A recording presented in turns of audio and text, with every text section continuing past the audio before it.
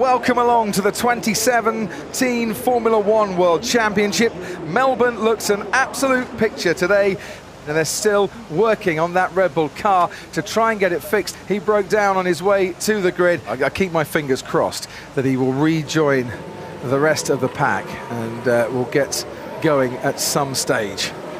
We have 5 lights on ahead of the drivers. It's lights out and away we go. Hamilton gets away very well indeed. Sebastian Vettel has to cover off Valtteri Bottas. Verstappen's already challenging Kimi Räikkönen into turn 1. The first two, so Hamilton and Vettel go through unscathed. Then comes Bottas and Räikkönen just ahead of Verstappen. A bit clumsy, it looked like Verstappen Van Dorn towards the rear there in the McLaren. But Hamilton into turn 3 we go now. Felipe Massa challenging on Max Verstappen, and it looks like as well that places have been lost for Romain Grosjean, and going off the Sauber of Marcus Ericsson and Kevin Magnussen in the Haas down at turn 3. Yeah, that looked a really clumsy incident down there and quite unnecessary. We'll have to have a look and see how it unfolded, but very clumsy.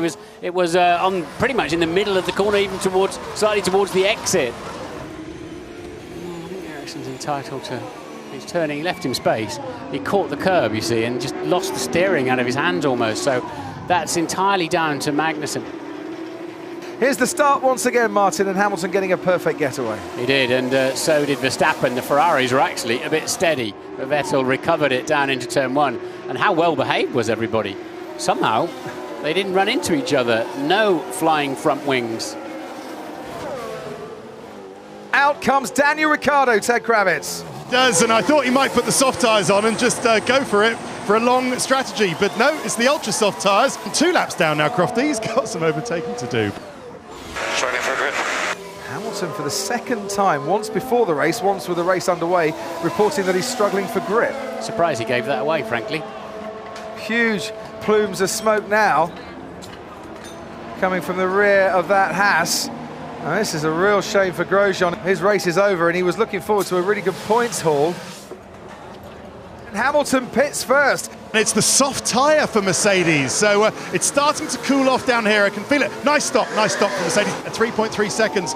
We've not heard a single Ferrari team radio saying that they're having problems with their tyres, and he's now got lots of clear air ahead of him to put his foot down, as he puts in a 35 seconds exactly for the final sector. Interesting, Martin, because that's the best final sector time we've had. Hamilton, even with DRS, not able to get alongside. Yeah, because Verstappen's in the 29s. If he stays in the 29s, no wonder it's race critical, Vettel will be ahead of him in 2 laps. And if you are Max Verstappen, you're going to keep going long, because you don't want the leaders to get too far ahead anyway. You know that you're going to have to pit soon. Sebastian Vettel comes in to stop now. Lewis Hamilton is at the penultimate corner behind Max Verstappen. He's now coming around the final corner, Lewis Hamilton, and there you can see him in the background. So Kimi Räikkönen goes through. Sebastian Vettel's going to come out, and guess what? Sebastian Vettel now ahead of Lewis Hamilton. Hamilton behind Verstappen, and we've got Vettel, Verstappen, Hamilton, and this the battle for 3rd, 4th and 5th, but could well be the battle for the win. But what's Verstappen going to try and do? Is he going to try and go around the outside? He's got his wheels on the dirt, gets away with it. How frustrated will Hamilton be now? We're thinking B now, thinking plan B. 2 stop. Could he go that much faster and make up the 22 seconds he'd lose for stopping again? No, there is a Red Bull. Danny Rick, looks like Danny Rick. Okay, Daniel, P0. Sorry, mate, car's done. Not a great start to the season, great home race, or feeling inside Daniel Ricciardo's head at the moment. So, what's the lead out in front? 9.2 seconds. More importantly, what's the gap between Hamilton and Bottas? It's now 2.4 seconds. 3 different chassis, 3 different engines. You won't get round there, son. Oh, and you might lose a bit of front wing as well. But now he's right on Alonso's tail, isn't he? And surely with DRS, this is the chance for Esteban Ocon to get into the points. Hulkenberg is there as well. Ocon does manage to get into 10th place. Hulkenberg might snatch it off him, no. Ocon gets into turn one just ahead of the Renault. Fernando Alonso might just fight back here because Hulkenberg was definitely compromised by that attack on Esteban Ocon. There's something wrong with the car. It's pulling to the left. Something on the suspension maybe.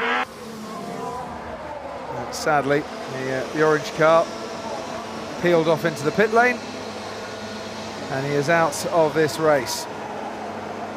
It's just a few more corners to go for the man who had 2 winless seasons in the last 3 years in Formula One, the man who was frustrated last season, the man who can see the crowd now rise to acclaim him, because Sebastian Vettel starts off 2017 by winning the Australian Grand Prix. Ferrari on top down under, and there was no golden touch for the Silver Arrows today. Lewis Hamilton comes home to claim second place ahead of his teammate Valtteri Bottas, who picks up his 10th career podium finish. Forza Ferrari ragazzi, grazie a tutti, grazie. Grande lavoro, grande macchina, con calma. Grazie.